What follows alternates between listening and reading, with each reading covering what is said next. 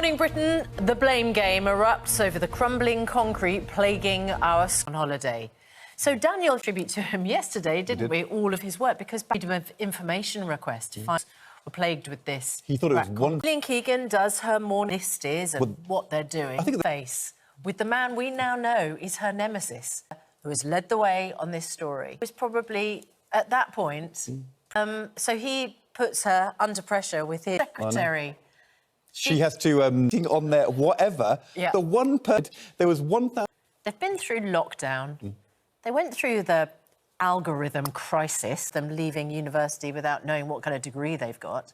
Going to have to get you onto a bus, school, and go to a classroom. Then it's just Weaker concrete. Foot. Trouble is in these Kevin, that this actually, although it's happened, I've known about this concrete. Local authorities who haven't, because that's what's pointing the finger at. We don't, I mean, been the tipping point when he interviewed, stated that head teachers haven't been filling in the surveys and sending them back. Authorities haven't stepped in and done the work. It's been Good morning, Britain. My goodness, well, it got a little bit worse for Gillian Keegan yesterday, didn't it? She was feeling the pressure.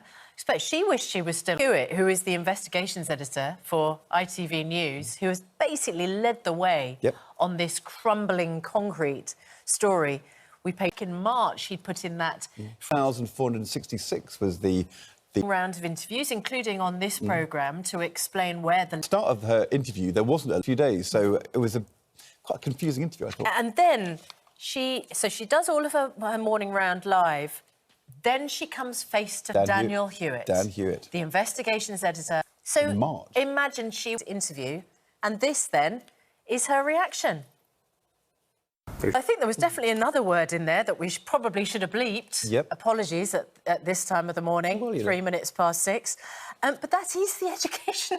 Make sure that teachers are teaching classes with decorum to young pupils. And simultaneously, she's using language. A few weeks ago, the Deputy Chairman of the Conservative Party used rather choice language on television. Daily Telegraph, concrete crisis and hot mic rant leaves Keegan fighting. So frustrating, isn't it? I mean, honestly, this generation of children